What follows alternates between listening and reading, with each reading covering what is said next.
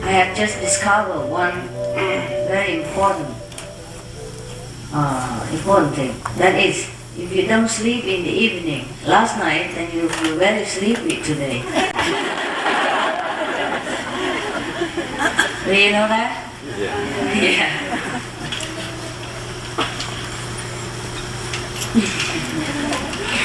Did you sleep enough last night? Yes. I did. But it's okay. And today went to the sea.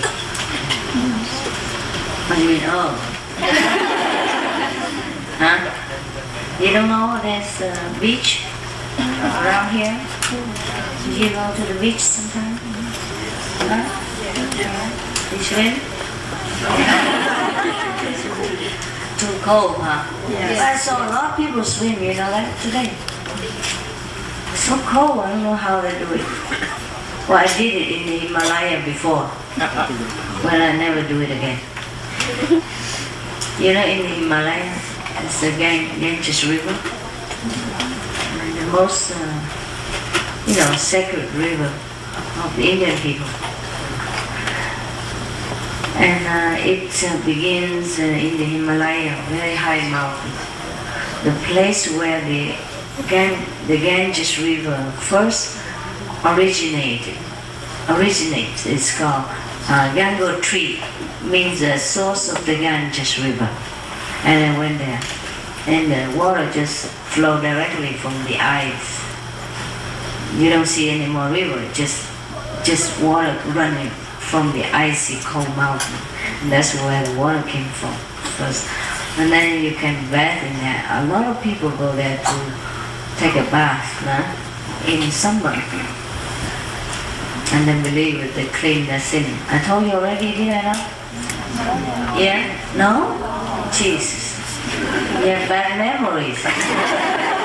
Which is good for me. When I run out of stories, I can just repeat the old one. You don't know the difference. Okay, so millions of people go there every year. Some of them die in between, before and after. But still people like to go there to clean their sin. And normally they come there and just splash some water on their face because the water is so cold. It just came from the ice, just a little bit, like zero degree, and the water just flow in ice. Because the sun of the summer, melt the top of the snow, the top layer of the snow and of the ice, so the water will run down there, and that is how the Ganges begin. And people go there and splash the water on the face, or hand, or things like that, or their feet, so that they believe their sins is clean. And I went there and did exactly the same. But then I thought, then only my face and my hand are cleansed of the sin. How about the rest of my body? That won't do. So I jump in. Oh my God! Trời đất ơi, lạnh quá!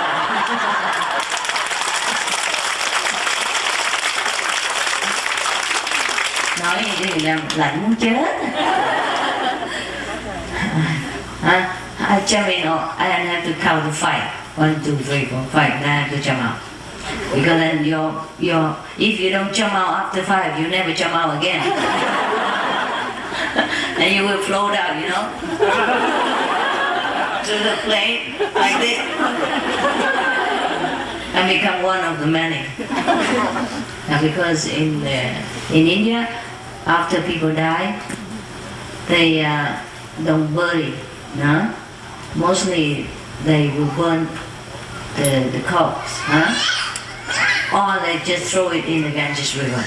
First they burn it and throw the ashes in the river, any river, because the Ganges has many branches too. And there are 3 of the source of the Ganges. One is Yamuna tree, the other is Ganga tree, the other is what tree?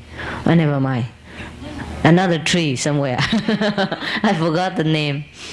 And mostly people in India, after they die, no, not after they die, but after somebody die, the living will burn them. The one who has money, their bodies will be burnt by their relatives and friends until become ashes, and then they put into an urn, box like this, and then they went to the water, big water like Ganges River, and throw it in. But some people don't have enough money, so they just throw it in, and then after a while it becomes swollen and white, it looked like a foreigner, Yeah, originally it's black and small, like Indian, but after 3 days it's become like an American. Really fat, big, white, all swollen. So sometimes if you walk along too long, along the Ganges River, because there are many roads along the Ganges River, and you walk too long and you're tired and you don't know where to rest, you just lay near the Ganges River, not too near in water, they will rise up in the night, and then take some of the body, this still intact body and swollen and soft and white, and make it the pillow. It's very soft. You try. No, I don't tell lie. You try. Or you can meditate on it, So when you go to India, there's no need cushion so clumsy like you. Just go to Ganges, the riverside, and pick any of your size or bigger size. Then just sit on it. It's pretty soft. Soft and just, spongy. And then when you sit in such a corpse, you feel in samadhi. I guarantee. Because you're too frightened to move. Just stiff like this. Yeah. A lot of yogis, they do that. Nobody is afraid of death in India. They will laugh at you if you're scared of death, nah? But for them, to die is liberation.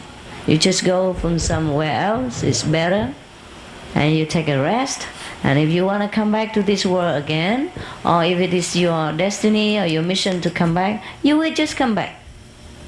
Yeah, no problem. And it is so. Of course, there's some places unpleasant, but most people go to pleasant place, like astral paradise, and then come back again. No? And when you die, the body has no more problem. It won't cause any problem to anybody else. The corpse is just dead, discarded kind of material. So nobody is ever afraid of death at all. You know that? No, you don't? Okay, go to India, get a corpse, sit on it and ask it. Should I be afraid of you? He said, mm-mm. And then you run. Yeah, it looks very bad sometimes if you happen to see some corpse which is half decomposed and half is still there, or half is eaten by dogs or vultures, and half is still hanging around there. Yeah, then it looks very ugly, huh? But when the corpse is still complete, and fat and white and puffy, it make a good pillow and meditation cushion. You can try it. I guarantee satisfaction, money back.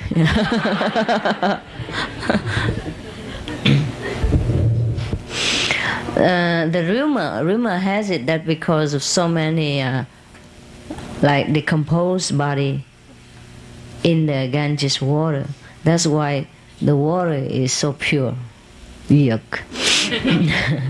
They say the calcium, from those rotten bones or something, purify the water.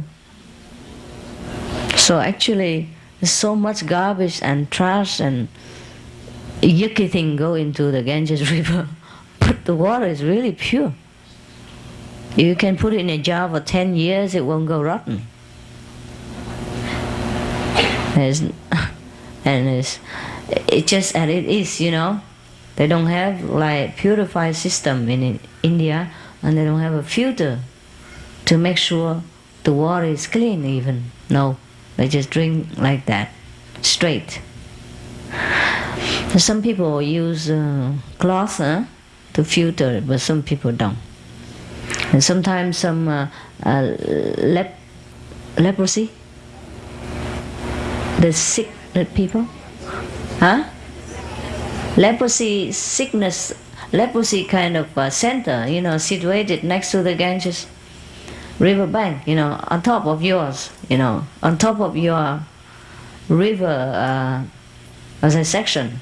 And people still go to the river there. And in India, sometimes they don't have sanitary system like bathroom, toilet, and all that. So everything just very freely go anywhere. And sometimes you happen to encounter, yesterday chapatis on the road, or milk, under your feet, but in different form and different smell, of course, because it's been 2-3 days old already. It's been go through some filter system. So you just have to put up with it. Sometimes, you think of Himalaya or Indian and some riverside as a very romantic, mysterious place to go to sit for meditation. But when I went there the very last time, it was terrible. It was summer, and I went to the top of the Himalaya, where the source of mysterious story like Babaji, Yogananda, teacher and all that came from.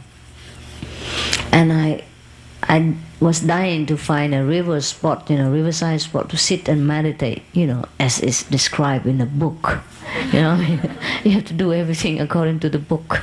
It sounds so romantic, The yogi sit next to the river, on the bank of the river and all that, and forget everything, just be in blissful reunion with God. Oh God, I try hard. Because everywhere is, 3-4 days old chapatis. And the smell is also awful, just like 3 days old. It's terrible. You can't even find a place to sit next to the water anymore. And that was one of the holiest place in India and in the Himalaya. Because so many people go there every year, and that's why it become a little bit unholy. Everything so polluted and smells so bad. The nearer the holy place, the more messy. So sometimes the illusion and the reality don't match. We imagine a lot of things. For example, in Tibet also, you heard about so many big monastery, where all the holy monks, like thousands or sometimes 10,000 of them reside there, study together, and it's a pretty impressive sight. But next to the monastery, on the empty spot, empty yard behind the monastery, sometime in the morning, thousands of them, sit there, do the same business. In the open. They don't have any other system. They just let the nature take care of nature, So that's the way it is. And sometimes if you're not used to it, you can feel very... When I was in India, I'm a very shy person, Everybody is, when it comes to that. But you just have to put up with it. So I have to go everywhere. I wear a big robe, I know now why the Indian people wear robe instead of trousers. Not mini jeep, No, robe, like sarong, wrap around, large and airy, very convenient. When you sit, it just flow around. Just, protective, just form of protection all around you, like an umbrella. And to make sure, I had another umbrella on top.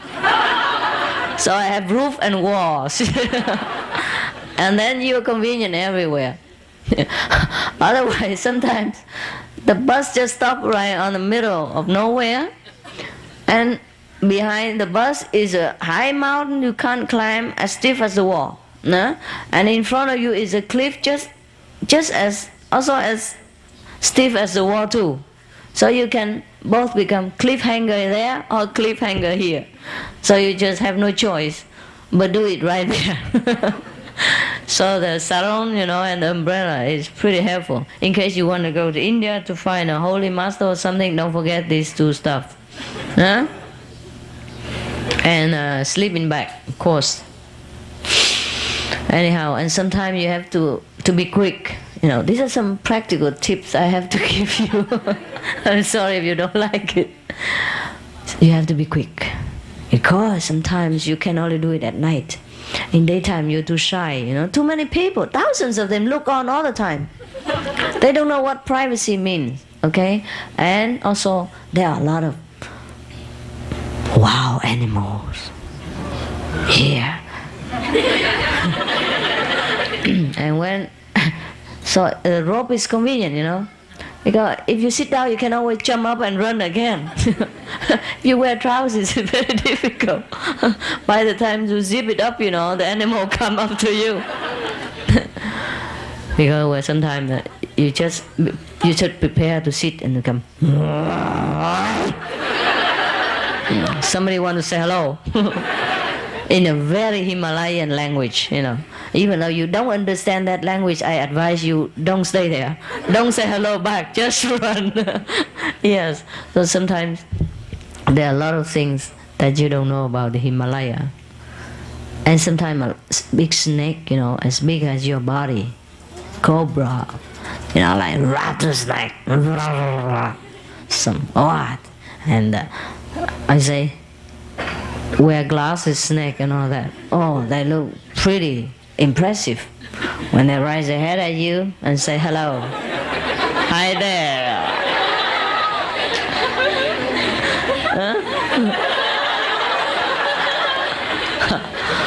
I don't think you should return the greeting. Either you stay still or you run fast. Well, it's not all that bad. In my house, there's always scorpions and centipedes, snow snakes. Snakes stay outside. But the scorpions, they are funny, Maybe it's too cold, or maybe they are lazy. They don't bite you.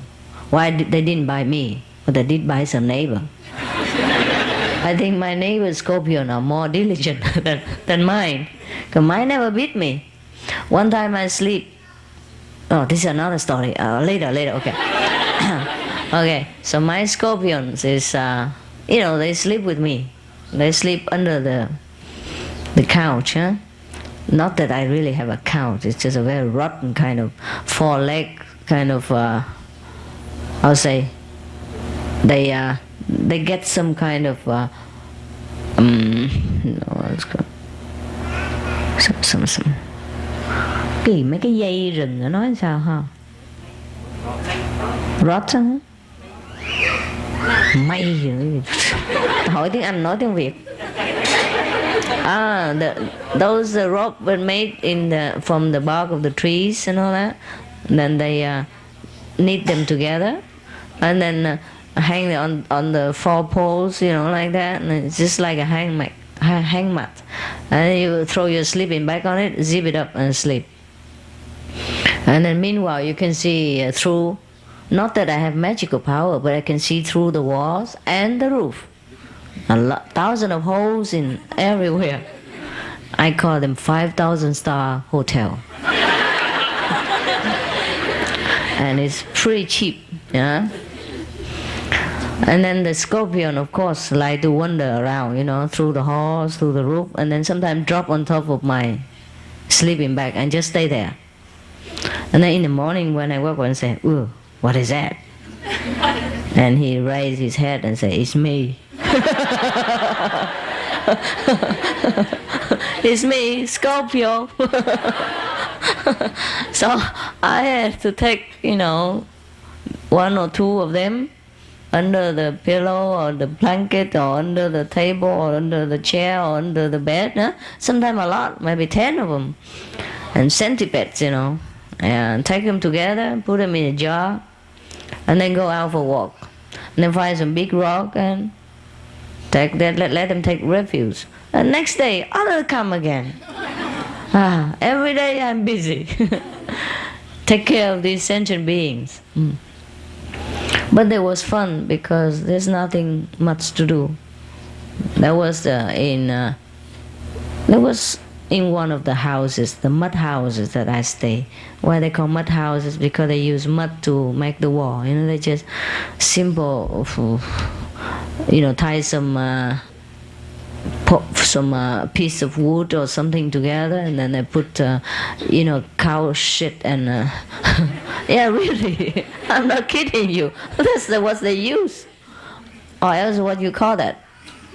Huh? Man. Do you think when we say that the things will change the quality or something? Okay. Okay, not cows, it may be bullshit.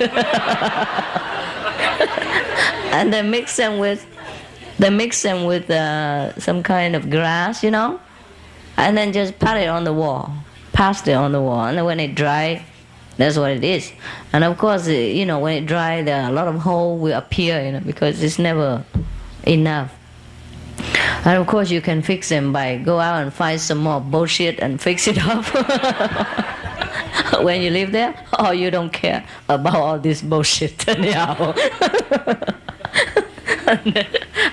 Okay, so that's thing. That's one of those houses I live. Most of the house in Himalaya like that, if you even have a house. And sometimes they also rent a veranda to you. Like that kind of house already occupied. So outside of the house there is a cái mái hiên đó, veranda phải? Huh? Huh? Garage? They don't even have any garage. Huh? Veranda, huh? Cái mái hiên á? Okay. You can rent the veranda as well. It's cheaper. And you take you put your belonging in the corner, and you hang your mosquito net there, and that's where your house is. If you don't have a mosquito nest, you can rent. They will also rent you blanket, mosquito net, and a warm stove and coal you can buy. And then you can cook something for yourself. But it's not much, huh? Mostly there, I just eat raw. It's too much to carry a lot of utensil around. And when you climb very high, you can't afford. There's no car, no garage, no train, no motorcycle. I don't never see any motorcycle climb the mountain yet, but there may be in the future. And not even bicycle.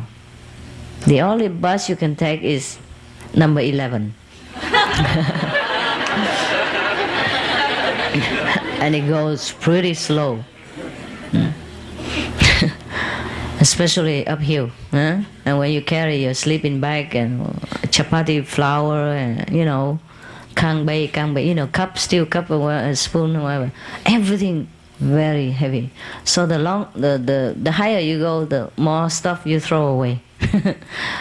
When I started my journey, I took a lot of things. I would need that, I would need this, I would need this umbrella, 3-4 spoon, 2 chopsticks for different size, and 2 cups and 2 dishes and all stainless steel, and all that. And books even, and maps, and binoculars and glasses and everything. Wow, complete, like a real explorer. But every step I go, I have to drop one thing. Wow, you had no idea how heavy the sleeping bag even can become. When it's damp, and raining a little, snowing a little, and the sleeping bag just suck in all this, and it become heavier and heavier, and my feet also became heavier because it's a sports shoe that I wear. I have not been in Himalaya before. I thought sports shoe we do, but sports shoe, all the water came inside, and the snow also sneak in because it's warmer there, And I take refuge in my shoes. And then after I walk for many miles, the feet became very big and heavy as well, and you walk like this.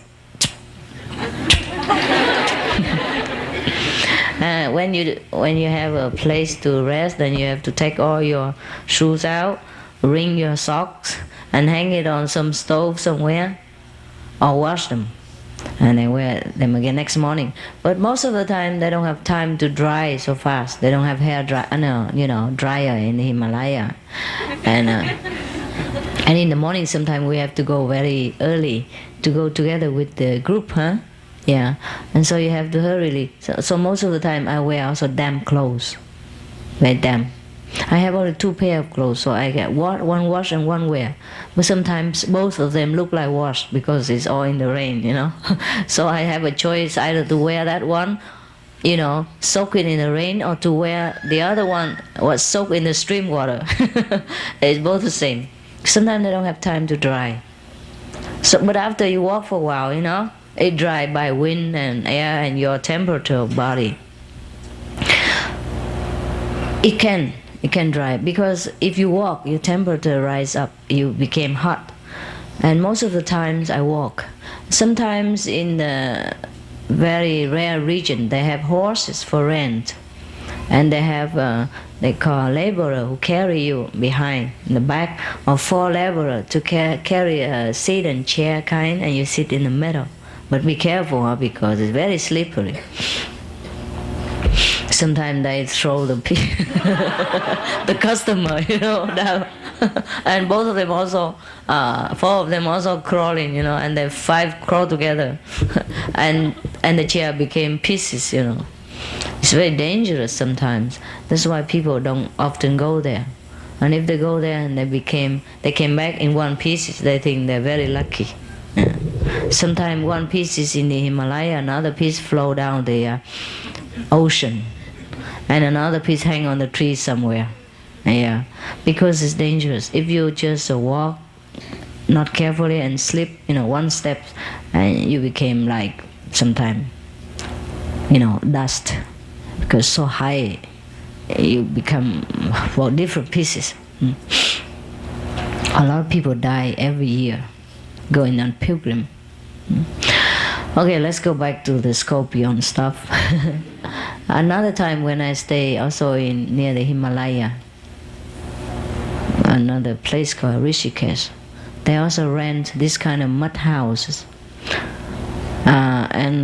Because the house inside is stuffy, they don't make a very big deal, like big window with screen door and all that. So most of the time I climb up the roof and sleep. Yeah. And after a while, many other people, neighbor, the pilgrims like me, or sometimes Westerner, they go there and meditate because there are a lot of ashram around there. One of the master, very famous, this master from the Beatles, transcendental meditation, yogis. He's one, I say, originate from there too. That place called Rishikesh. A lot of masters went there in different times to meditate. I also stay there for 2 months and meditate sometimes. And so I went to the roof to sleep. And most often the scorpion come up to the roof like me, do yoga exercise and then meditate like big deal, and then and in the morning get up, with the sun, exercise and meditate for a while and then go down. But we don't have a staircase, huh? You have to kind of climb the wall with your nails. Because the wall is mud anyhow, and there's some hole in there. You just put your toe in there or you put your finger in there and then you just find your way up. It's okay. I always found my way up. Oh, okay. Okay, now let's go to stuff. Did I tell you about my husband? My ex-husband when he went there and meet me? Oh, really? Okay, hang on. Don't be too excited and make trouble for me. I forget. What was it that I said? Oh, forget it, huh? Forget it. Okay, at that time, when I was in that place called Rishikesh, did I tell you the neighbor was beaten black and blue? No, okay, next to me. Okay, let's go fast because it's painful. Oh, she was beaten, so swollen everywhere. And I had to go to the hospital. It was so poisonous. But they didn't bite me. But I found one, next to my pillow. In the morning. He just lay there like dead.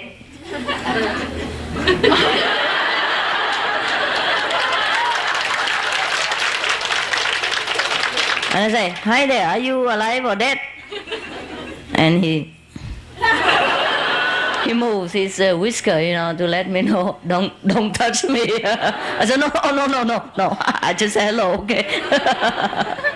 And then, okay, so that's the place, huh? Okay, so I just tell you the story. And then at that time, I was about maybe a year or something already in the Himalaya. I didn't see my ex-husband then, the doctor. Huh? I just call the doctor better. Husband, what for? I hate. Sound like a housewife. Okay, so what happened is I stayed there for a while, and then my so-called husband, ex, last, or never seen again. He went there to meet me, but he didn't know I was there. I also didn't know he was coming.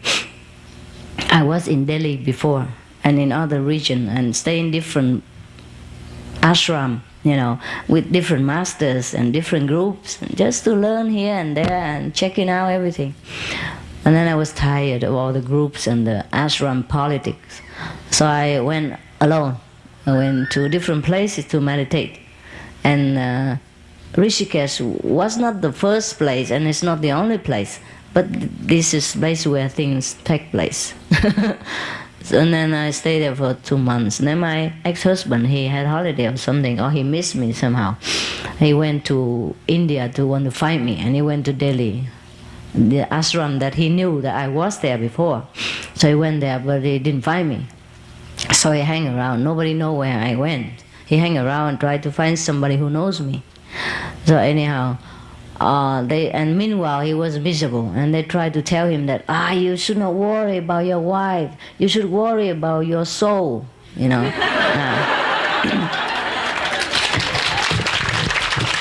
that? So, and at that time he already knew that I was in Rishikesh, so he said to them, my soul is in Rishikesh. So the next day he packed, and he just have a knapsack, backpack. Yeah, and then he went there to see me.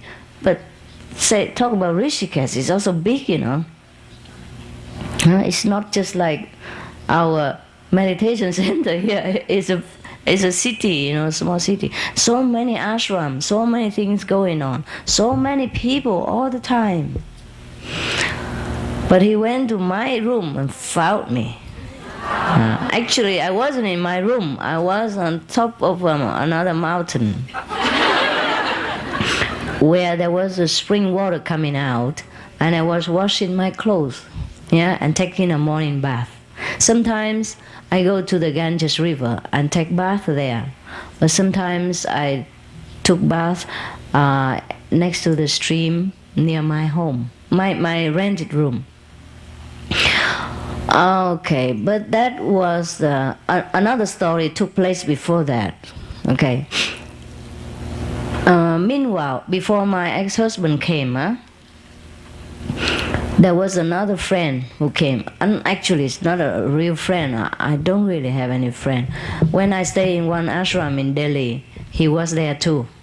And he was kind of famous because he's Canadian Chinese, the one and only in the group of Indian or Western people. And I'm also one and only kind of Asia face over there. So he and I were both very famous.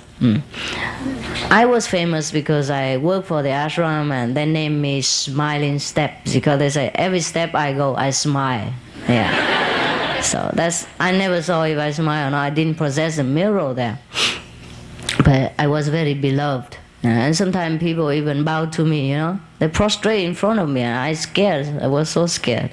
Those with long beard and big turban, about 70 years old, it was fit enough to be my grandmaster. Yeah, sometimes they just prostrate to me. I don't understand anything. Anyhow, that was by the way. Okay, and he was famous there, and I also knew him because he brought there with the trend like survival into 24 centuries, things like that, with the raw food, sprouts and wheat germs, whatever that is. So everybody in that ashram, because they also bored, have nothing to do, they follow him. And he was a kind of, survival guru. And then we grow wheat germs on top of our bath tower and grow sprout in front of our, window and on top of our washing sink, thing like that. So he was famous for a while. Nah? And when I was there for a while, he went there also. He went there, and then he somehow found me, and he saw me, and then he asked me, "Oh, this is a nice room. Actually, very cheap, just a mud house, square like this, a top, and no window, no door, Well, you can have a door, but look like no door at all. Quack, quack, quack, quack, quack, quack, like that, a big piece of wood, and then you have to push with all your might, and then when you open it, bang, sometimes it bang on your head, It's very difficult. So he likes it, because in such a places, to find a private room like that is heaven. You can stay in any ashram there if you want, free of charge, but you can only stay 3 days in each. That's the rule. Because they don't want you to stay there forever and bring all the lice and louse and, rise them there and be attached to the ashram. So they're very hospitable, but 3 days only, and then you move. And then you keep moving all the time. It's very tiring. So got a room like that, and then he was very interested. He asked me whether he can rent one himself. I said, "Oh, not at the moment, not that I know of, but 3 more days, you have one next door to me. So if you want to wait, and you can come back again." He said, "Oh, I don't have anywhere to go. I don't know how to go around here." First day, I said, "Okay, then stay here in my room. Yeah? 'Cause I don't sleep here anyhow. I sleep on the roof every day, and you go..." And so you sleep here, Actually, in the ashram before, we sometimes sleep together, not in one bed, in one room. Sometimes ashram, they make very big room, and then you sleep just like in Melody, like sardine in the doors, in the box, like fish in the boxes. It's okay, no problem. We don't mind. So anyhow, we already knew each other, and I think, no, I didn't share room with him, but sometimes we sleep outside together, a lot of people together, or we went away with the teacher, then we just have to sleep anywhere that there is a corner to lay your head on. Or sometimes you cannot. Like sometimes 6 months on stretch, I have to sit. I don't have a place to even lay down. So I have a chair, like folding chair like you, like on the beach chair, nah? I take it with me. And one of a small suitcase. So in the evening, I just open it and sit on the chair and put my leg on my suitcase. And how I sleep for 6 months. And in the daytime, sometimes I fold it, sometimes I don't. Fold it is better. Now I stay in a corner. Like on the roof of any house, they sometimes build a little bit extra higher wall on the roof, huh? And then the corner is like this, huh? So I sit in one corner and I put my blanket on top of that corner, and that's where my house was. Every day. It's just pretty hot there, In summer, it can be 40 degrees Celsius. But I have no place to go because sometimes the ashram is overflow with people. And I don't like to stay together with people too much, because they make noise, they snore, and they have diarrhea, and they sometimes smoke pot, everything. So I prefer to stay alone, even one corner alone is better than together with hundreds of others. So okay, I stay there. In the daytime I cover with the blanket, in the nighttime I just sleep under the stars and sitting, very, very simple. So when it rains, I don't have much to even move.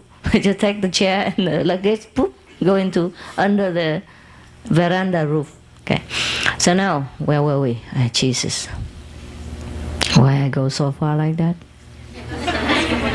Huh? Rent a room next to you. Yeah, then when I go there.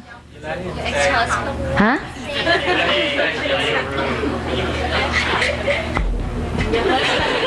Okay. Yes, because we sometimes sleep together outside, things like that. Or maybe he sleep next door in another corner in the night, but I sleep all day and all night there. It's my quarter. Because I don't have anywhere else to move my stuff inside the house. Everywhere, the cool place, the safe place are all occupied. Even on the floor, everywhere. Sometimes like in Melly, huh? Or anywhere that you go, like hotel, and you sleep on the floor. Every corner you occupy. So that's the place where I put my stuff all day, all night for 6 months. And then, so it's okay. We don't mind, man, woman. At that time, I don't even think. Just okay, just a friend. So it's okay, stay here in my room. I can put your stuff here and sleep in this bed. I sleep on the roof anyhow. In the daytime, I'm almost not here because I go out to the Ganges River, swim, take a bath, wash my clothes there, and then put them on the rock to dry. Meanwhile, I hide myself in some of the cave, on the Ganges River side, and I meditate. And then a few hours later, my clothes dry, and I put them back on again. And then I go out shopping. Buy some exciting thing like chapatis and peanut butters. Yeah. And cucumber. Yeah. Most of my meal are like that. Or else I buy flour and make chapati myself in the evening. In the evening I make it myself. This is very simple. You buy flour, some salt in it, huh? And then you just have a plate, aluminum plate or dish, a little bit high like this, so you can even cook soup and tea in it, and you can make chapati on top of it.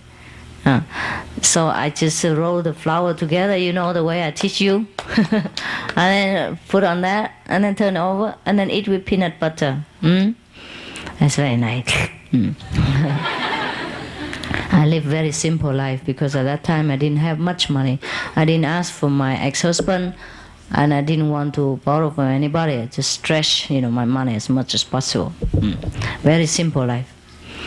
So I said to him, you can use my room until you have next room. I don't sleep here, and daytime I'm gone, and nighttime I sleep on the roof. But it doesn't matter if I sleep together with him because he probably, the room we sleep here, he sleep there. We did that sometimes. So, okay, he put his stuff there, very grateful. And then go somewhere else. And in the evening, he came back and sleep on top of the roof also with me. And meanwhile, he found his girlfriend, or I don't know, or the girlfriend just found him, or any girlfriend, I don't know. And then they nestled together next to me, and that's okay with me. All right. And then the next morning, probably my ex-husband came. Okay. It's also okay with me. Yeah, it's okay with me. But then he found me, and then he wanted to speak to me, and he wanted to take me around, and he wanted me to be with him, blah, blah, blah. It's okay with me too. But I said to him, wow, this is the last day of my 7 days retreat in the middle of the Ganges River. So would you please wait for me until the evening, and I come back? Huh? Because in the middle of the Ganges River over there is a place that's just like an island. But in the daytime you don't see it because the water will cover it, or cover nearly. You can't have access to it. You can, at nighttime cannot go. At daytime you can go. You go when the sun rises and you come back when the sun sets. Then the water is still not so high. You still can see the rock, and you can walk over back to your home. But if it's a little later, the water will be too high, you can't walk, and there's no even boat to bring you from that small island in the middle back to the river bank. So I went there every day to meditate, because there was a very famous master who lived in that, opposite the bank, next to the island. Yeah. And he told me I should go there and meditate in that cave for 7 days, and then you feel good. He told me. I said, okay, why not? I have nothing else to do. Because his disciples always go there and do retreat in the daytime. And nighttime she has to come back because it's dangerous to stay there. Sometimes the water come very high and cover the caves. You can't stay there. So I went there every day and meditate. And that was the last day of my 7-day retreat that I promised the teacher. And then when my husband came. So I said, okay, stay here, wait, I come back. I tell him I come back about 6 o'clock in the evening. 5 o'clock the sun set, and I walk out, and then I walk around, and then there is a boat to take me back to the other side, and I walk for a while, and then about 6 o'clock, fine, huh? But that day, I couldn't go by boat. There was so much wind and rain, the Ganges water became like an ocean, so much waves, so no boats coming. So I wait for one. I know it's no boat, so I had to turn around and walk many miles upstream, where there will be a bridge, hanging bridge, and then I can cross over there and then run back along the side of the riverside and go back to my mountain up there. So that take longer time.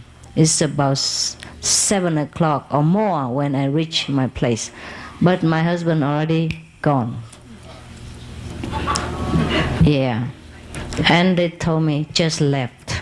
And I don't know what's going on. So I found my friend. Oop. So scary. I found my friend, the raw food survival into 24th century. So I say, where's my husband?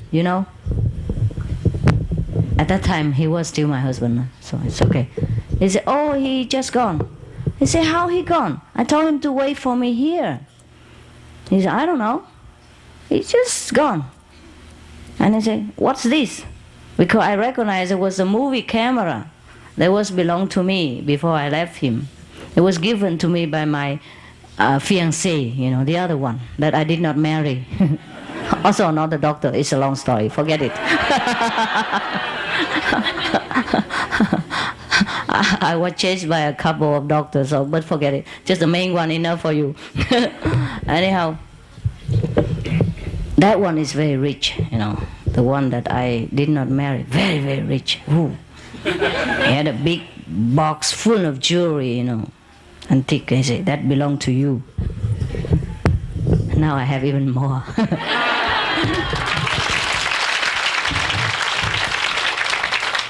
So, that's another story, okay? Okay. My ex-husband are not rich, just, okay, average doctor. But the other one was richer, the one I didn't want to marry. He managed to engage, but that's it, no more. And what was now? Okay, and then I said, what was that? He said, oh, he gave me this movie's camera. I said, why he gave you this camera? It used to belong to me. He didn't say anything, just left. I said, no, he just gave me the camera. I said, now it belongs to you, and then he just left. I said, it's funny. It's really funny.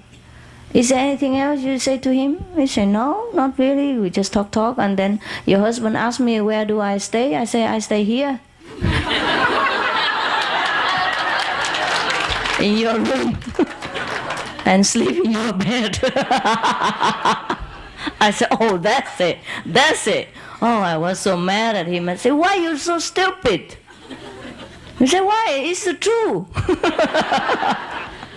Of course, but the truth is not true. Huh? It sounds as if I live with him and we sleep together. And that's why my husband left. I guess, huh?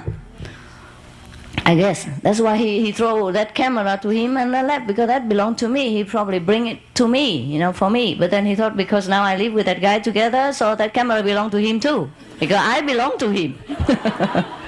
Oh, okay. Oh my God. I said, no. This is bad, And I was so kind of mad and kind of panic, and the guy didn't know anything. Said, oh, she changed. It's strange. And then I run, I run after him. I run to the bus stop, find him. But then he's gone. When I arrived, he just gone. A few minutes ago. Just like he left and I come. Just like the movies, Just like those sad romantic movies. Oh, jeez. I asked them, do you see, my husband just left here anywhere? So, who is your husband? I said, the one with bird like this, German, tall, handsome. I said, oh, yeah. He just left, which bus long ago? And I said, is there any other bus now? I said, no, last one, gone. It's late. I say, so, because I chased him with a horse car, it takes a long time. In India, you have horse car. One horse carry about 10 person. And I ran the whole car. Still couldn't chase after him. He just left. Okay. I don't mind if he misunderstand me, but he's not supposed to be. He just came first time to see me. I didn't want him to get hurt like this. I also didn't want him to see me, but since he came already, I don't want him to have just a bad souvenir to bring home. He came such a long way and we didn't see each other for a year, and I don't want him to feel so bad, Suppose he felt bad, otherwise he wouldn't have throw the camera there and go without saying one word to me and without written even a note to say why. So I didn't go there for that purpose, and he misunderstood. So next day I went to the post office and tried to call him. But to call Delhi from there is like you contact the moon or Mars, Just hello, and then boop, cut. And before you can even say hello, you have to wait half a day to get the line. There's only one post office, and there's a kind of, old-fashioned kind of transport communication. Because the mountain is Himalaya, there's no such convenient, walkie-talkie mobile phone like we have. So I wait half a day just to say hello, and then it cut. And then I wait another few hours again just to say another hello.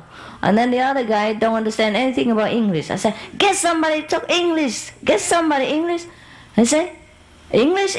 No, sorry, bang. Okay, so next, the third time, I wait another 4 hours to get through. And then I asked an Indian guy, who spoke English in the post office. Luckily, I go, please tell him I want to talk to somebody who speaks English over there, and don't hang me up again, because it take me a whole day to say hello. So, okay, finally, I got through the message. My husband, is he still there? Because I guess he went back there. I don't know where he went. I guess he went back there because the friends say he want to go back to Germany. Why? He just came there. He want to stay there for 2 weeks holiday, and then he came, don't meet me, and then go back for Germany. So that means he's very sad, So I say, please go and find my husband. I say, who's your husband? We have 1,000 around here with beard and with bird and blue eyes and, blonde hair and tall and handsome. So I said, no, my husband, so-and-so name, please find him. And then he said, no, we don't know. So I said, okay, so please tell him that, I call, if he comes, such and such name. He said, okay. But then I wasn't sure the man understands, so I might give a kind of telegraph. But I didn't even know that he would receive it. I said, you misunderstood. please come back immediately. Huh? So, and I left it there, but I had no hope that he will receive. And I waited and waited and waited. I don't see any reply. A few days later, I left. I went to further higher region to go to visit those, like Ganges tree, where the source of the Ganges is, the Ganges river is. So I went up there, and very high mount. And I also didn't say, I did say I go where, but to just random people over in around that area. Then my husband did come back.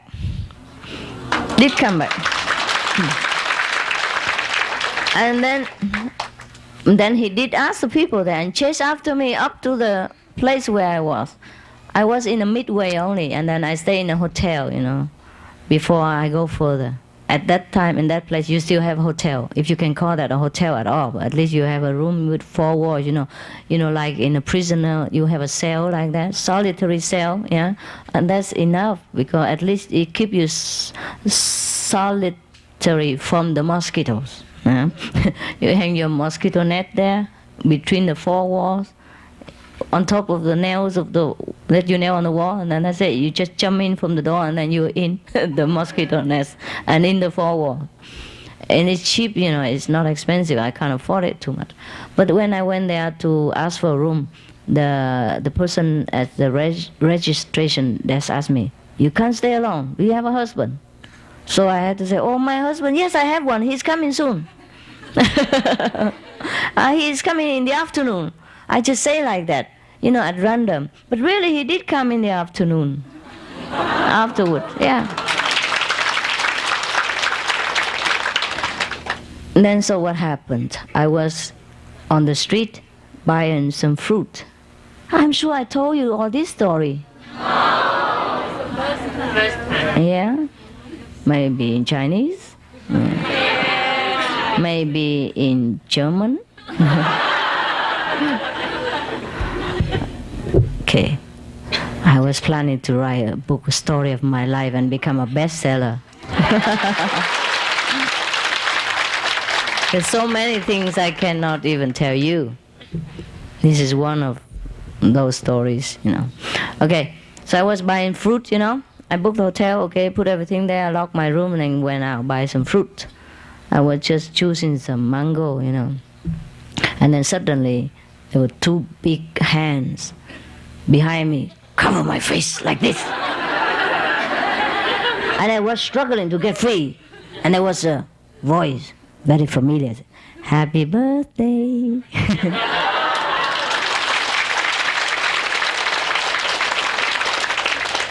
And I turned around, there he was, my husband. We had the same birthday. Yeah. So I said, "Okay, happy birthday to you." And so that night he stayed with me there, and then we traveled together up there. I didn't have to explain anymore, because he know I'm alone there. Yeah, and he never asked about the guy with the camera. He probably knew too. When he went there already, probably the guy explained to him that he just borrowed my room. Meanwhile, he had already a room next door, nah? And then with his girlfriend. So probably he went there, and everything is clear. The truth always comes out. Huh? I didn't even have to say anything anymore, because when he found me in the Himalaya alone like that, in a small room alone, then he knows. Okay, and then he was very happy, that I let him travel with him and then walk together to many different places. I show him the Himalaya that I know through the maps. And many of the legends, the stories, the mysticism around concerning those places, and he was fascinated. Yeah, but he was a non-believer,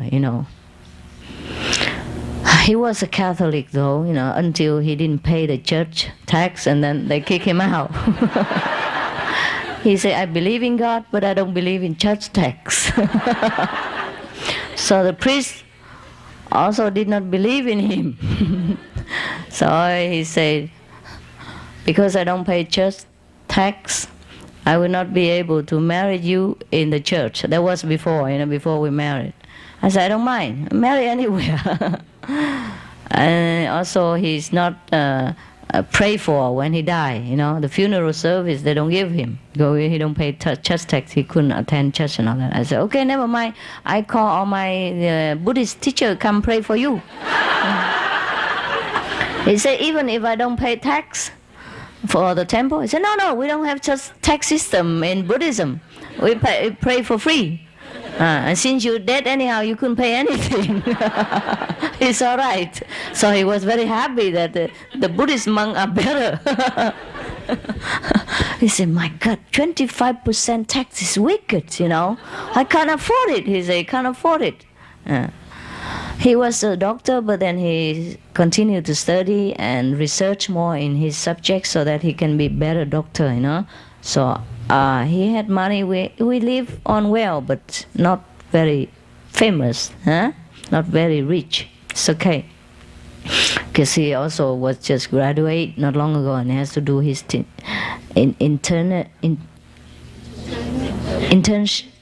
internship and apprenticeship, for 2-3 years without not much pay.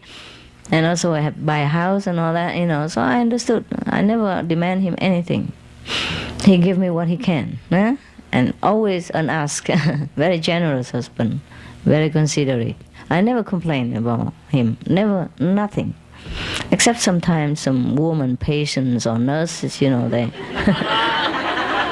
they felt like they should need some protection from him sometimes, and it take longer than is necessary. They even came to my house for protection. Then I was a little bit, angry.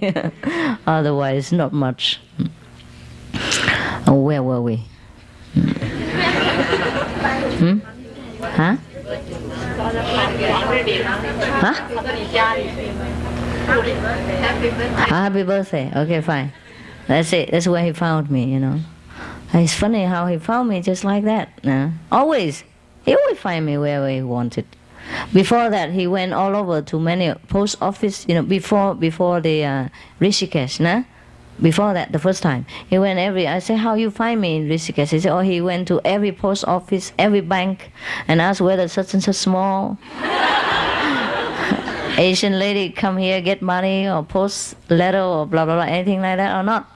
So, no. He traced me in every way he can, Traced me into the ashram where I just left. I left in 3-4 ashram, and he chased them all up to there, but then I just left. Just like in the movies, I told you. He came and I just left before that, just a few minutes or maybe last night, something like that. And then he traced to the last place where he met me at the spring water. Okay, now. So we went together everywhere, blah, blah, blah, like that, and came back. Later on, he had to go home. And I continue my search for spiritual wisdom in India. At that time, I already had some, but I thought I still need some more, in case. And so I continue a lot. So that was it. Well, this story just... Okay, fine.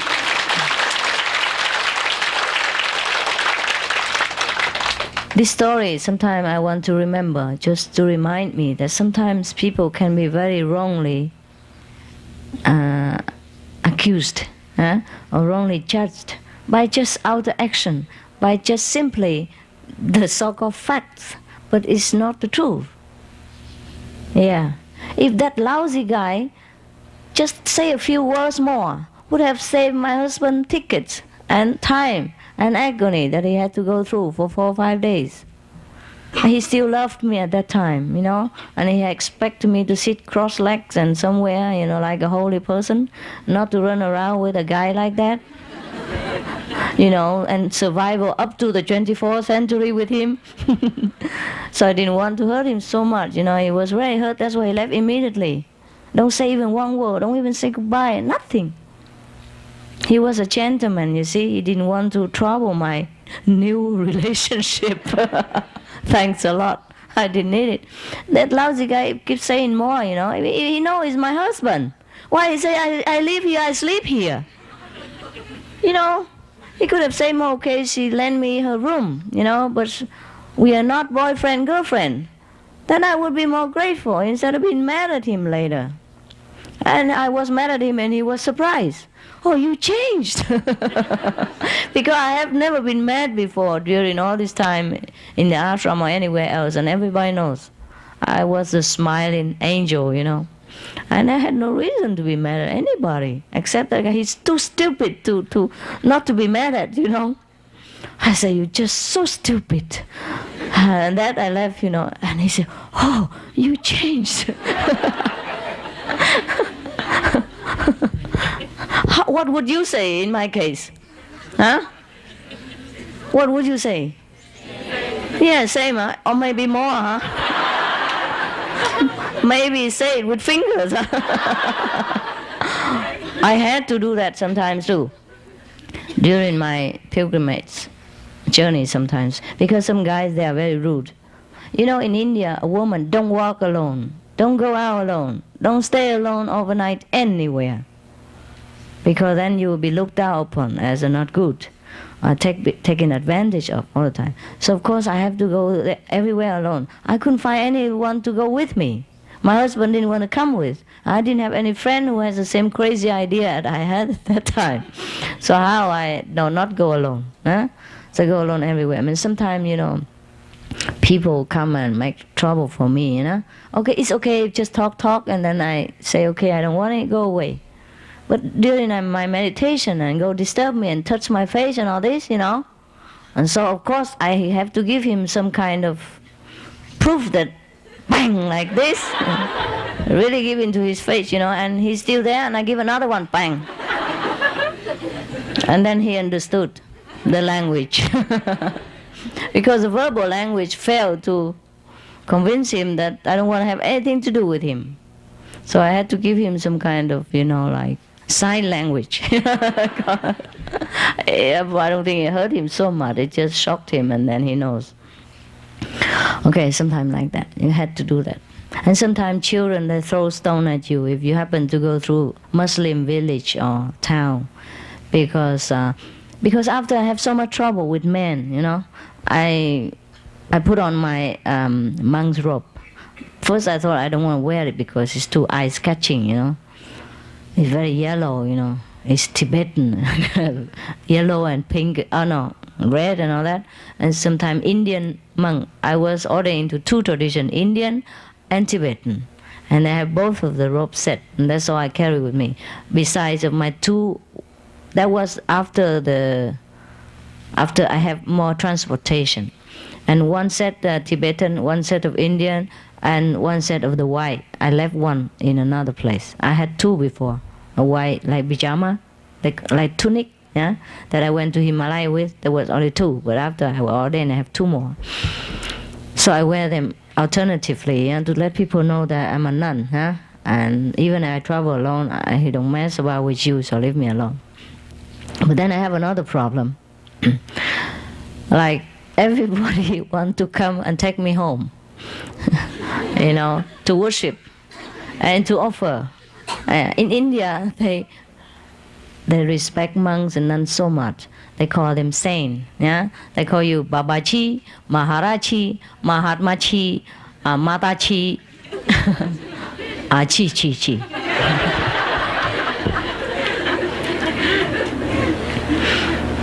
And they want to bring me home to feed me, clothe me, give me milk, give me bath, give me room, things like that. Because these people are renunciate people. But I don't know, they are not always kind to other monks and nuns. It's just to me. I have to always refuse, because I don't like to be worshipped that way. I just go around and I'm just an ordinary person.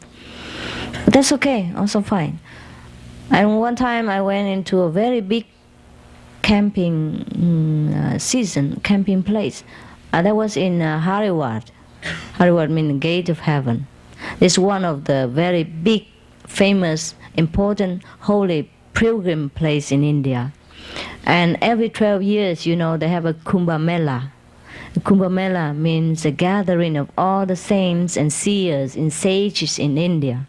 It doesn't matter where the person stay, where the monks or the seer or the yogis, the saint and the sage is the one who can see things and future and all that, one who can see psychically all that, or the one who already attained enlightenment and all that, or one who had not attained enlightenment and all that. Sometimes they hide themselves in caves, in mountain, remote. But at that time of Kumbh Mela, every 12 years they would gather in that place together, and people would come in millions to prepare thousands, hundreds of thousands of tents, free of charge for these monks and also for the pilgrims, whoever like to overnight there.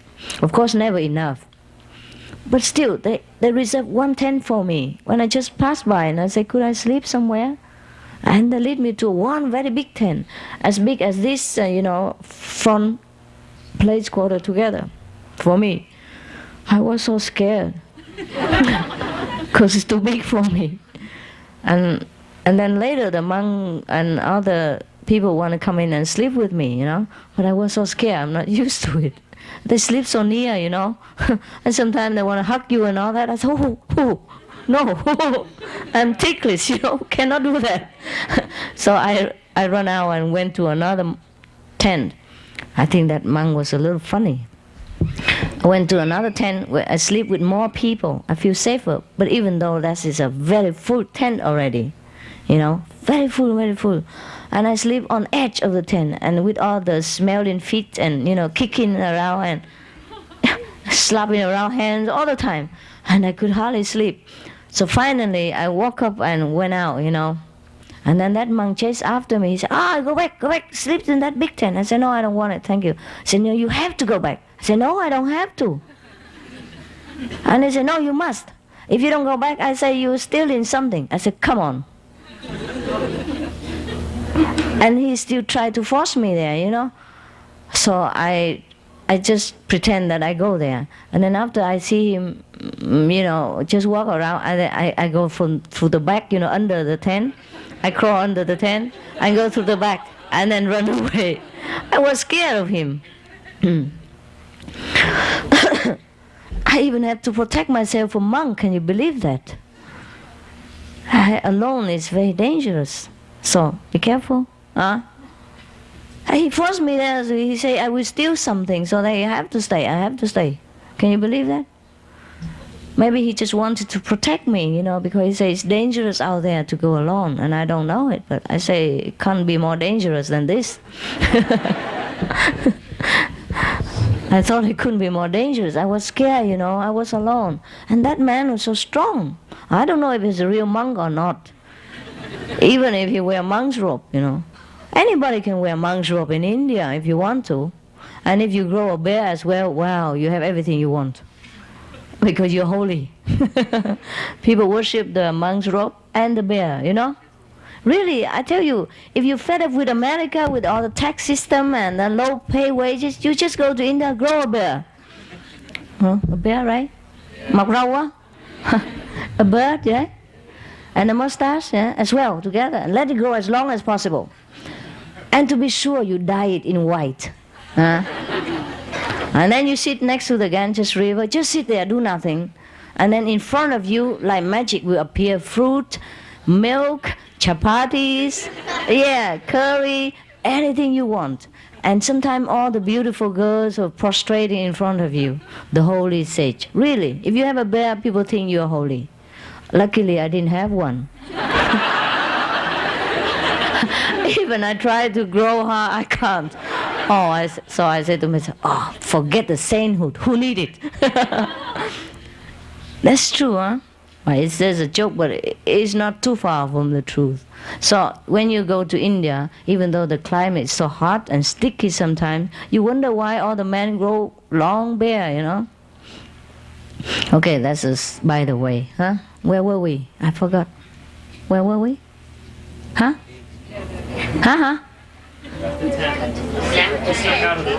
Oh yeah, I sneak out of the tent and run away. I know where he was, so I sneak where he cannot find me. I went very far away and then returned back, go back to the gate. And I tried to find a very quiet corner to meditate. And there are some, corner from the house or tent here and there, but never quiet. How can you find a quiet corner when you're in the middle of millions of people? And they talk all day, all night, and they walk all day, all night, and the dust are flying all over like cloud, 24 hours a day. And I wasn't used to it. And I began to feel regretful to have ever set foot in this Kumbh Mela. But it was so tempting, you know, after you reach Yogananda and Himalaya master, and you know, all things like that, huh? The living master, all that. Kumbh Mela is a rare thing. Because you don't just stay there 12 years just to see one. And sometimes I forget which year is that, you know. Just happened that year happened. And I was very lucky in that year also, the Kumbh Mela, and many very rare masters that I found before they just dropped dead. Yeah, some live a very long year, 200 years, 300 years, and 250 years, everything like that, a lot. And that year also, the Dalai Lama also gave a very rare kind of teaching. I didn't benefit much because I didn't hear anything. The translation was lousy. The microphone was out of date, you know, like from the World War III system, World War II museum. So you could hear all the echo. Besides, there was a couple, you know, the Western couple, who happened to find I'm very attractive as a babysitter, so they throw their baby at me all this time, and the baby plucked my nose, fiddle my ears, you know, and pull my clothes, you know. So I was very busy buttoning all the time and keeping away from his finger that poked into my nose at the wrong time, and I Ashram all the time. And he squeezed in my ears and then kissed me with his wet lips and, you know, scratched my face, everything, and then screaming and talked to me in all kind of language I didn't know. So I never had a chance to hear one word what the Dalai Lama had to say. You know, not to talk about translation or anything like that. And I could not even move because I was right in the front, next to the holy people. And I'm supposed to be holy with a monk robe and that. I can't even complain. I can't even move. And the baby was just torturing me for 3 hours long. And I said, oh, well, never mind. If the other couple has enlightenment, I probably have some merit as well as a babysitter. And they were so devoted and so attentive to the Dalai Lama that I had no heart to throw back the baby at them, you know. And they seemed to completely forget that they even have a baby. And they forgot me and the baby altogether. Because it's a rare chance that the Dalai Lama, you know, the Holy King of Tibet, gives us kind of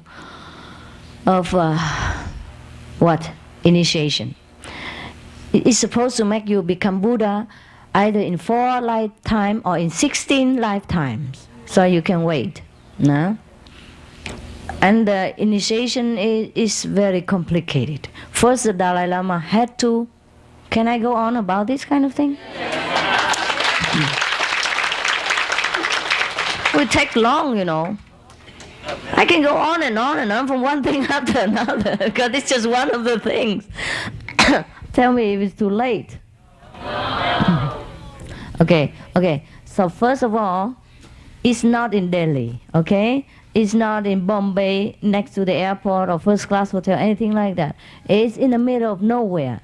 It's in the mountain, very high mountain, and a barren mountain as that. It's like a desert mountain. And people there who live, those Tibet nuns and monks or residents, they dig caves into the mountain there and live there. But they were fabulous place. In the evening, I saw all the mountain turn into silver and gold. And all the sky will glitter, you know.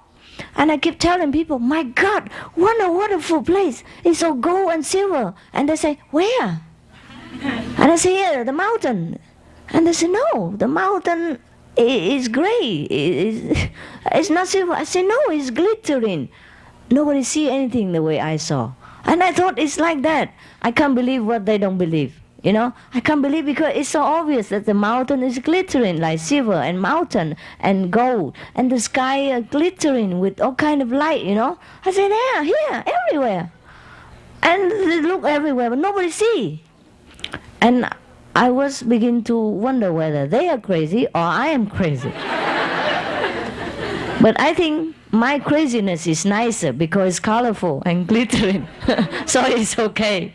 Okay, so just we slowly go to that, huh?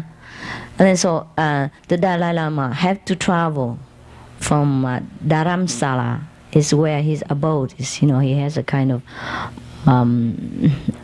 palace there, huh?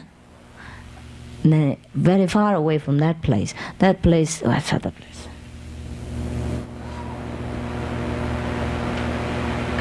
I forgot the name. Just now I forgot. But I know, I still can remember if I want to. No.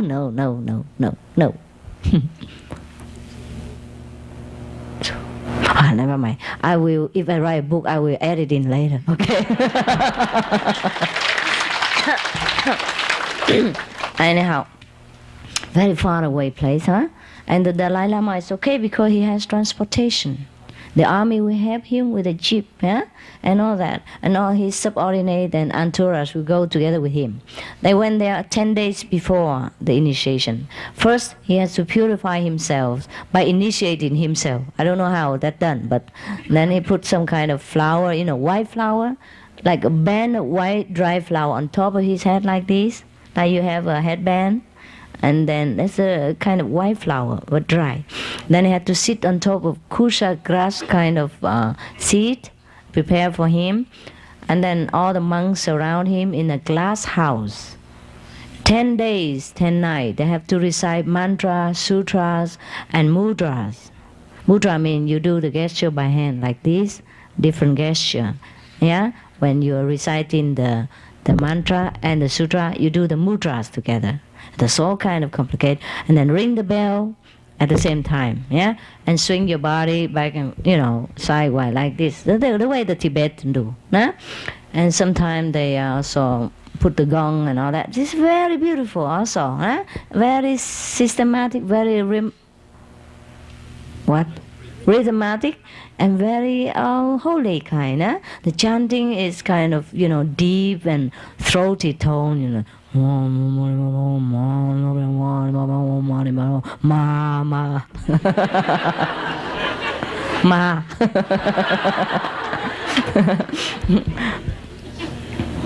And then you feel airy, even though if you don't know what it is, but you feel impressed and airy and very holy indeed, you feel awesome, huh?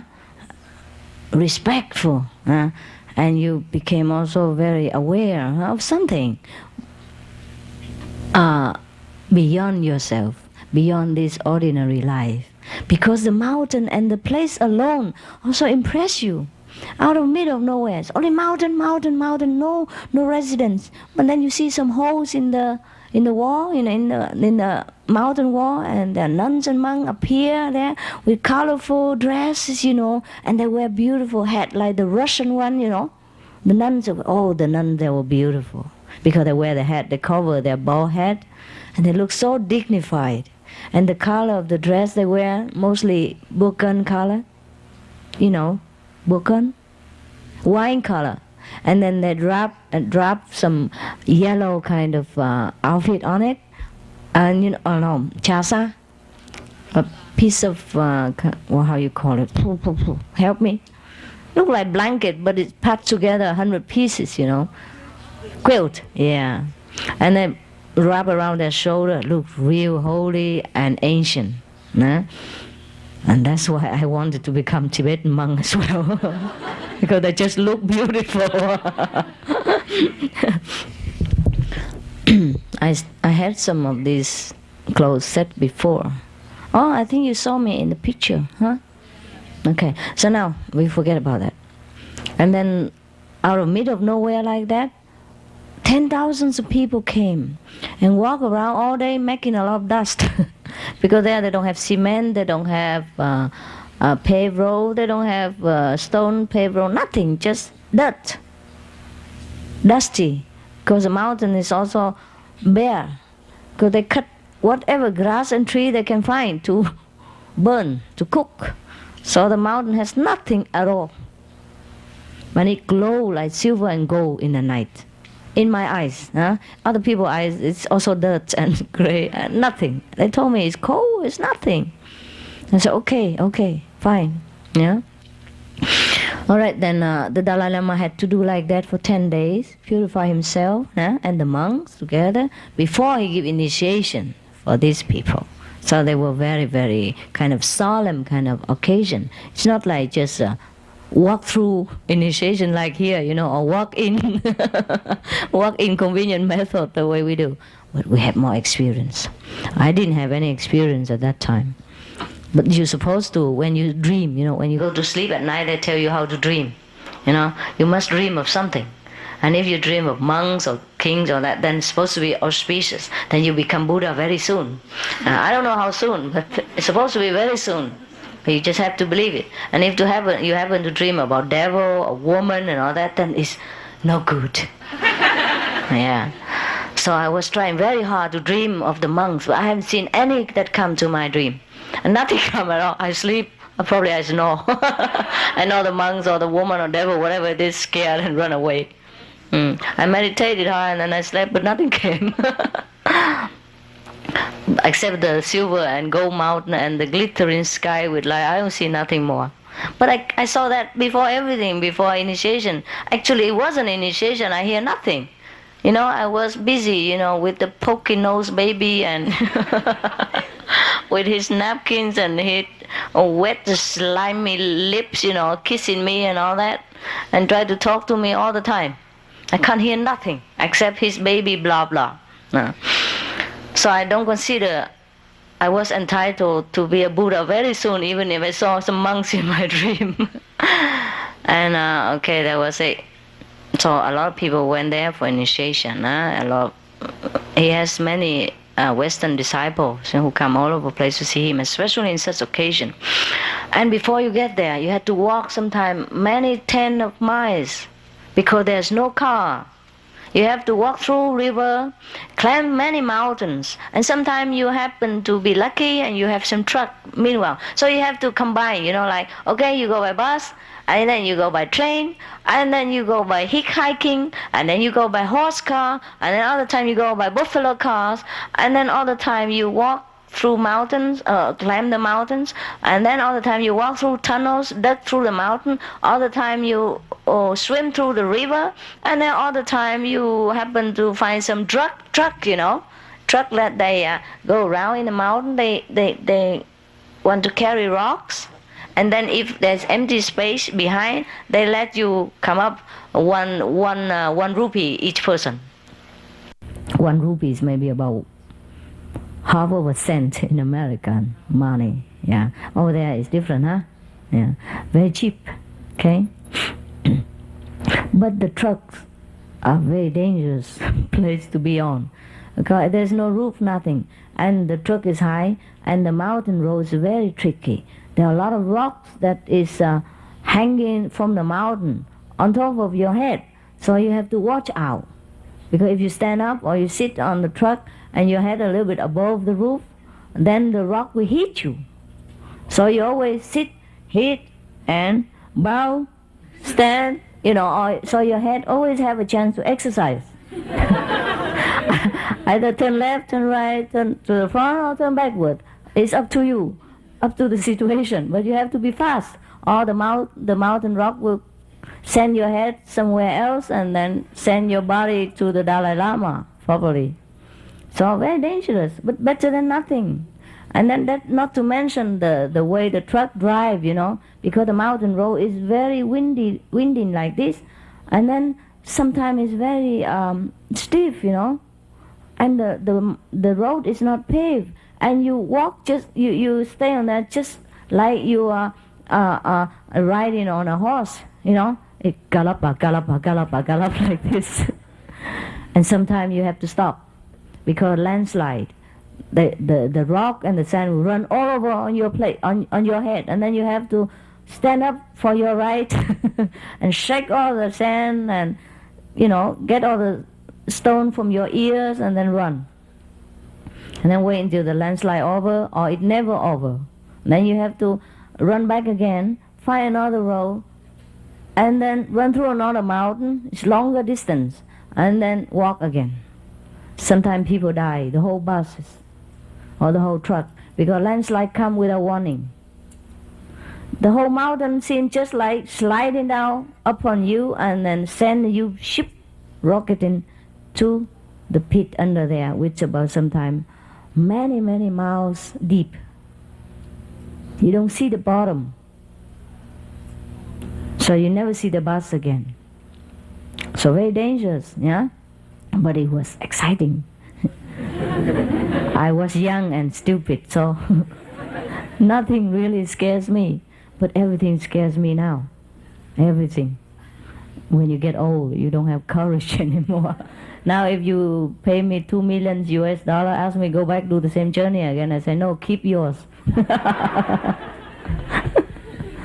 Really, it was very, very challenging, you know. And then sometimes you walk through, because you can't bring too many things with you, and you have your luggage, like a sleeping bag and some clothes, then you have to put it on your head with the plastic bag. You have to protect your clothes, because if you wet this one that you wear and you don't have another one to change immediately after you came out of the icy river, then you can become one with the river again. You know, you cold, you stiff, and then they throw you in the river, and then you become one. So that's the problem. See, you have to protect your clothes. You put it on your head, or even when you swim, you have to put it on your neck, you know, with the plastic bag and on your back, so you don't get it wet. At least you must have one pair of dry clothes to change immediately after you swim in the river, or walk through the river even. You see? So it's not that easy. The way I try to find the truth is hard way. But it was okay with me. Whatever would I do at that time? I had nothing else to do except to find the truth that I want to seek. See? So anyhow, finally we arrived. Huh? And it was such a beautiful and romantic place, I told you. And then we stayed there for maybe 2 weeks. Huh? Until the initiation over. And still can stay on for a while. And I told you already, the Dalai Lama was always very kind to me, huh? Especially, I don't know why. Every time I see me, he spotted me in the crowd. Ha! Hello, come here. And then he always gave me some of the precious medicine that he made himself. This medicine is specially Tibetan. I probably told you already. It's made of 72 different kind of precious stones and rare medical substance. It maybe over 100 substance together in one little tiny pill like this. And it's, you know, it comprises of a lot of precious stones, even like lapis lazuli and all that kind of thing, in powder. And all kind of very rare Tibetan mountain medicine plant herbs that combine together, and it's supposed to combat all kind of disease, make you live long life, and all kind of negative power will be defeated. A small pill like this, but very expensive. Even his brother, the Dalai Lama brother, had to buy it himself, not for free, and he couldn't afford it. He buy it, maybe he can buy 3 at a time only, but the Dalai Lama give me a handful all the time. But I had to tell you, there's some animal substance in it, so I never took any. But it's no problem, it's not waste. I can just distribute it to his hunger disciple, and they all worship me like king.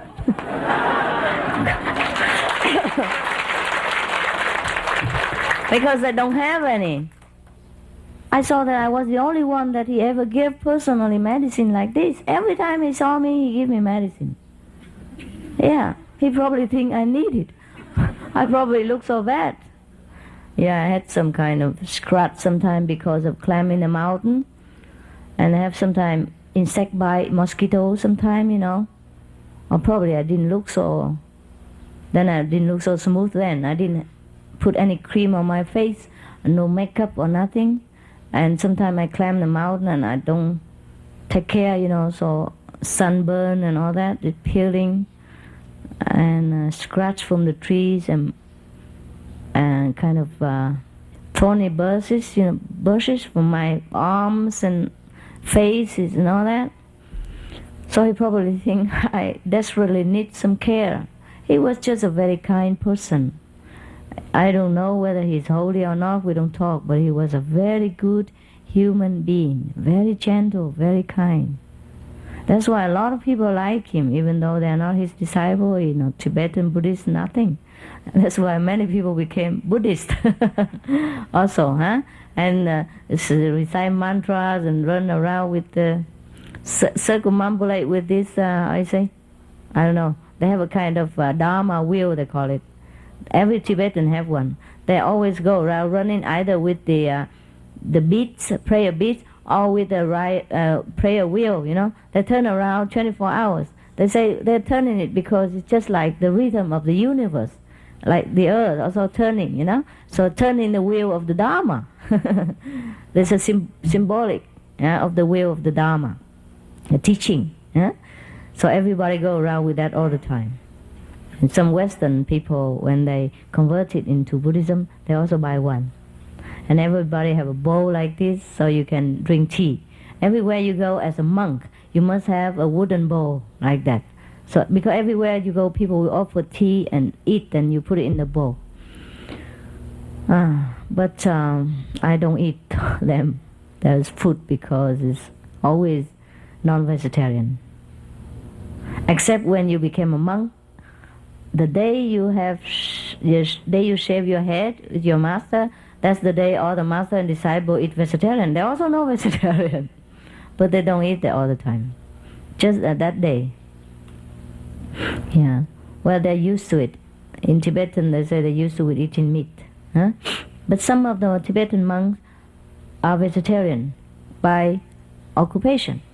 For example, the oracle monk, he must, as a rule, be a vegetarian at all times.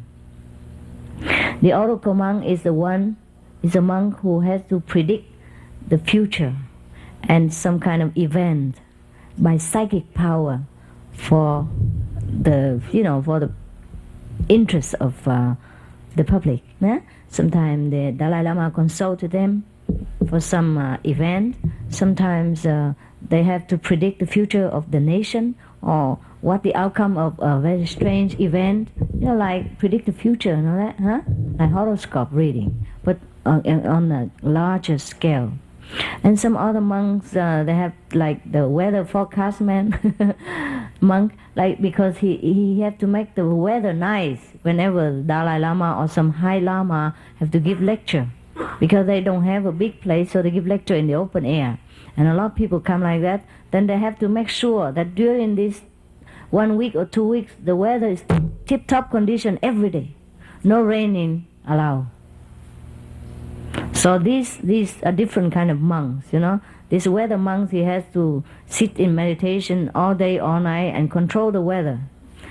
Send all the rain, the hurricane, the typhoon back to Taiwan or somewhere else.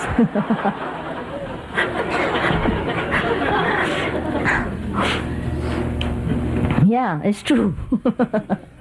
I had also the honor to study with some of them. And I probably was too stupid, and I told it to some of my disciples. And that's how it came, the story of making rain in San Jose last time. And that's how some people scolded me for boasting. Remember? Yeah. Remember the story? Okay. I didn't really boast. I didn't even make rain anymore. I just tell him that, okay, I go and find some rain gods where he drink wine and get drunk and sleep somewhere. I just spank them and make them get up and make rain for you. I made joke with the man who tried to sell me the place in San Jose. And he believed in me. And that's why it rains. Maybe he believed was so strong. And after I come back to San Jose again later, and he showed me the lake that he asked me to make rain there before. He said, this is the lake where the San Jose people, some of them drink, and it's all empty. Can you make rain? Because your disciples say you can do anything. I said, no, I'm not sure if I can, but I can find the rain gods, Probably he get drunk somewhere. I just scold him and send him back to work for you. Maybe it works. And I just say maybe, huh? Then it really worked, Immediately afterward, the rainfall and then the half of the lake full. So when he came back, I came back to San Jose again. He showed me the place that I should buy, every paper ready to sign. And he showed me only half. Please fill another half too. I said, well, I don't know about that. Let's see. But immediately it rained again later and the whole lake full again. Remember last time? That was the first time I came to San Jose, and it was maybe first or second time, and it has been dry for 6 years, remember? And many cows dies, many animals dies, many farmers dies, many orchards dies. Died because no water. Orange and all that became very expensive at that time. A lot of farmers bankrupt, and many cows die. So that was the famous thing that my disciple make trouble for me, because one of our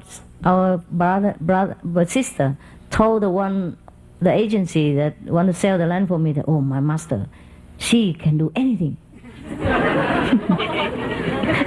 So the only thing that person want for me at that time was rain, because I don't have water there. So he bring me to. But it happened that the mountain I bought is next to the lake also, and the lake normally have to be full for the resident around there to use, but it was all empty until the last drop already. You can see the whole lake dry. So he said, please fill it. I said, how, what? He said, your disciple tell me you can do anything. So this is nothing to you, right? Okay, anyhow. I just study a lot of things, but I don't use them anymore because there's no need. You can make rain, that's for sure. That's no problem. You can stop the wind, if you know how. These are just if you can dig deep into the secret formula of the universe. And it's kind of science. It's like science, It's just like before we don't have wireless telephone, we don't have cordless mobile phone. Now we do. If suppose 200 years ago, if you talk to some people long distance in a box like that, and the other one receive your voice just like next door in another box like this, black and small in your hand, people would think you're a magician, right? But now it's ordinary. So some science about the universe have been lost to our knowledge, and we think it's superstition or impossible. Nothing is impossible. Even flying through the air, or live a few hundred years, or 1,000 years. Nothing is impossible. But what for do you want to? Did I tell you the story about the long-lived lake water? No? Not even that? Jesus Christ. What didn't I all tell you, huh? Okay. Supposedly there was one lake in India, very deep, high in the Himalayas, with the elixir water that has the ability to grant you long life. Okay? So Alexander the Great, the one who conquered nearly the whole earth before, remember? Also want to have that kind of elixir water so he can live long, because there are a few more countries he didn't conquer yet and he was getting old. So he went to the lake. It's very difficult to find that lake, because not many people know. But then because of his power, he has a lot of spies and FBI, CIA agency has been able to find it for him. So finally, he was there in front of the lake, and he was about to drink it.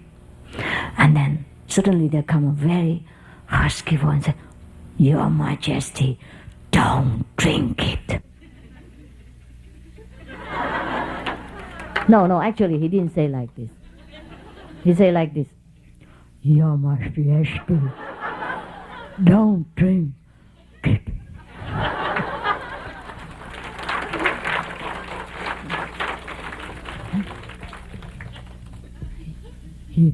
He threw himself at the feet of the emperor. Oh no, he threw himself at the feet of the emperor.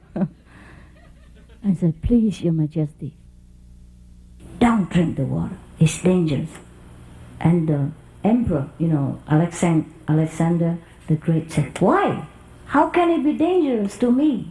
Because the elixir will give me long life, and I will conquer the whole world, and I will conquer the moon, the sun, and the whole universe if I live long. What's the problem with you? Why you obstruct me with drinking this water? And the old man said, look at me. I drank the water many hundred years ago. What will become of me now? You can see for yourself.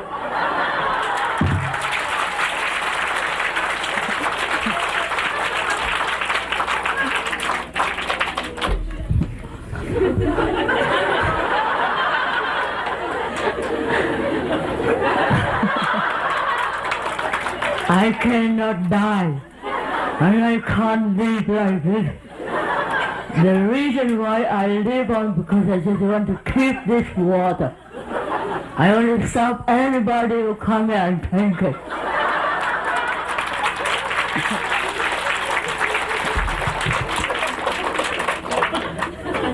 So,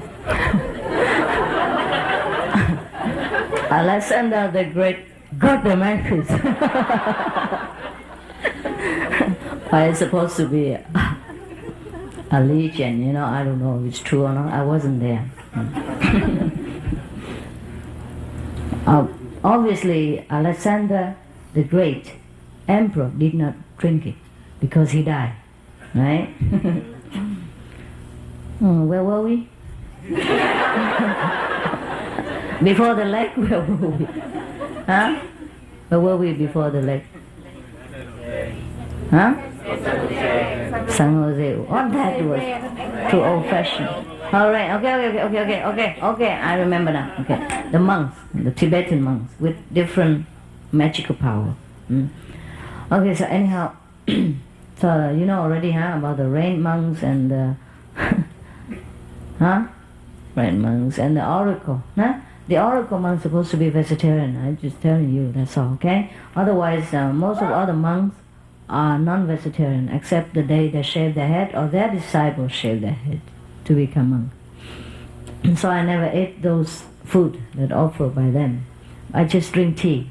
The tea is very peculiar, and even though it sounds good and nutritious, it's like you have butter, and they put the butter in the hot tea. See, so they call it butter tea. Even though it's very good for the cold climate, like Himalaya, but it has a very strong, peculiar taste. And you have to be used to it. Or you have to be dead thirsty. And then don't smell nothing anymore, just drink it. But you get used to it. It's quite tasty. It's just that you would probably never drink this kind of tea in your whole life if you don't meet Tibetan people. Because it's salty and buttery. It's not the ordinary tea that we drink, either plain or sugar, sweetened. This one is made with butter and salt, so it's very salty. It's good for them. Because salt in such a region is like gold, you know that? So in Vietnam, when I was young, I know people used to trade, some